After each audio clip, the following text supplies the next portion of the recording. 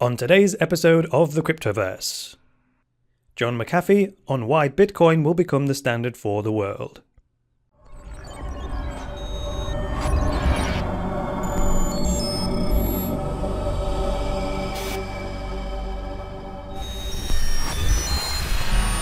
TunnelBear is the simple VPN app that makes it easy to browse the web privately and enjoy a more open and secure internet experience.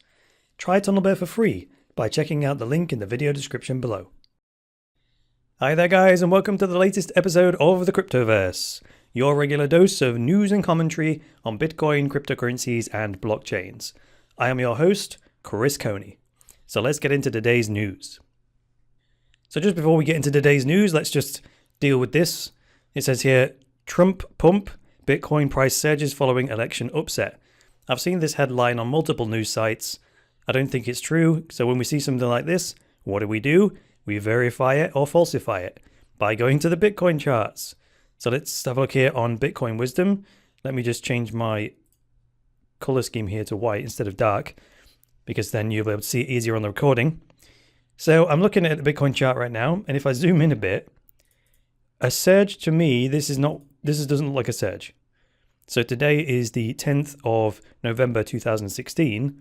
The election results in the UK were announced yesterday, which would be the 9th of November, and neither today's or yesterday's candles show anything significant. Yesterday's candle has a peak that goes up to 740, but that's lower than a week ago when we had the big $745 peak. So I wouldn't exactly call that a surge.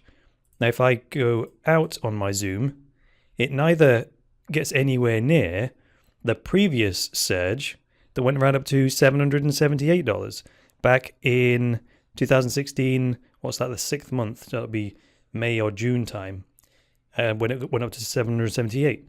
So a surge would be an explosion in upward movement. And looking at the candles for the last 2 days, doesn't even slightly qualify. So I would call that falsified. It's surprising that the election result hasn't actually affected the Bitcoin price at all, really. There's quite a bit of volume yesterday, but even then it's not extraordinary. It's even less than the red one there, which was from the 3rd of November when there was a big crash in the price on that day, which was way before the election, right? That was a 7.6% loss in the Bitcoin price on a trading volume of 11,000 odd Bitcoins were trading on that day. And that's all bigger, more significant than yesterday when the election results came out. So Bitcoin price surges on the back of Donald Trump election? No, absolutely not. So today I turn to CryptoCoins News for this article entitled John McAfee, Bitcoin, quote, will become the standard for the world.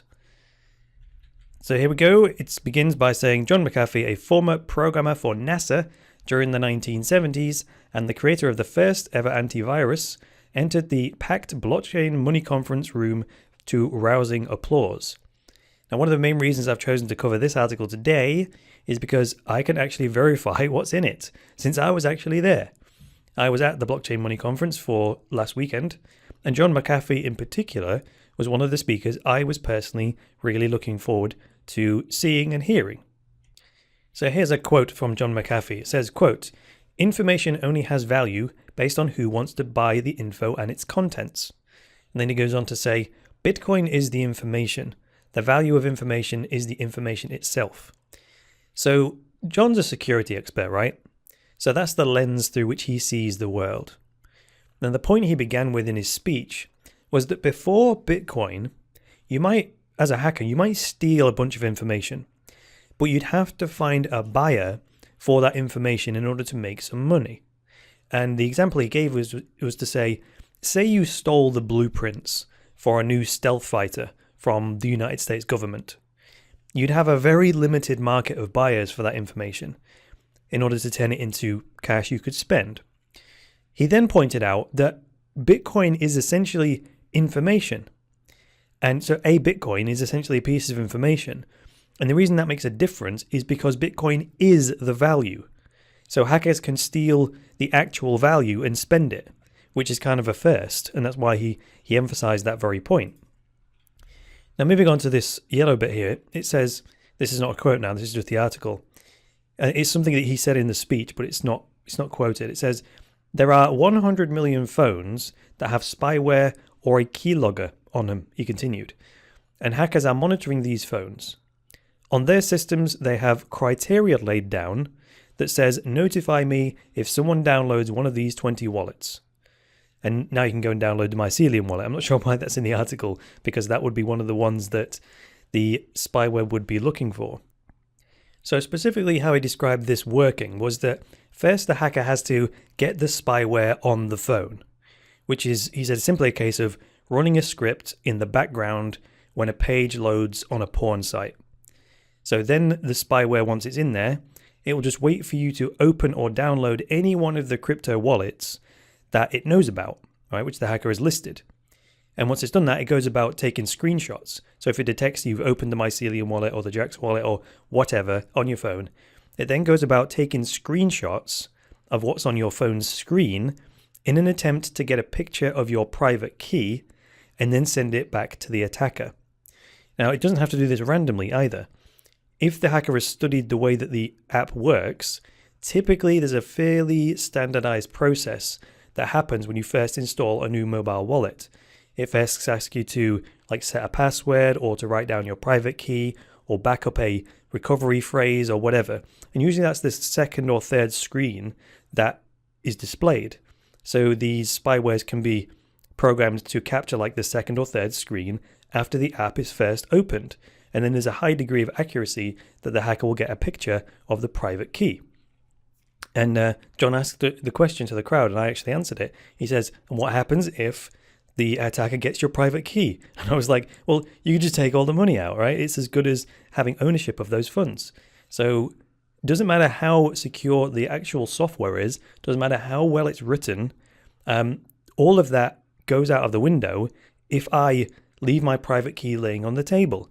There's nothing the developers of the Jax wallet, the Mycelium wallet, blockchain.info, if any of those guys can do to secure my funds if I surrender the private key.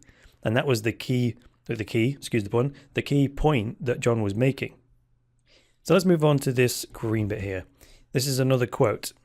He says, there will come one day when everyone's wallet is emptied. And that's what he said to this packed room, as it says in the article. Then he goes on to say, there will never be a software wallet that is completely secure, not as long as you are using mobile wallets, because they are designed to spy on you, not to provide security. And he said that hardware wallets are the only way. So John gives us these great insights into how hackers think. And many of these hackers are very calculated, more than opportunistic. So once they breach a system, they don't necessarily do anything immediately. They patiently prepare their hack. And in this case, the preparation will be, say, building a base of 100 million phones that have Bitcoin wallets on them, but the funds are still in there. So then what the hacker would do is stealing all the coins at once means there's no time for anyone to get wind of it and then to take precautions. You don't know about it until it's too late. So that's why it's beneficial to take it all at once. And then he pointed out that when you think about it fundamentally, smartphones were designed to allow you to capture every kind of information about you and then send that information across the internet, like your location for GPS and satellite navigation, your health information, all these health monitoring apps, pictures, messages, videos, emails. This is exactly what a smartphone is designed to do. So, what was designed to secure Bitcoins? Hardware wallets.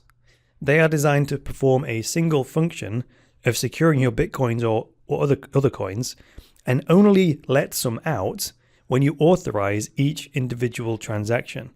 So that's why John McAfee in his speech says, look, hardware wallets are really the only way. And trust me, he made a really compelling case if you listen to the whole speech. Anyway, moving on to the blue bit.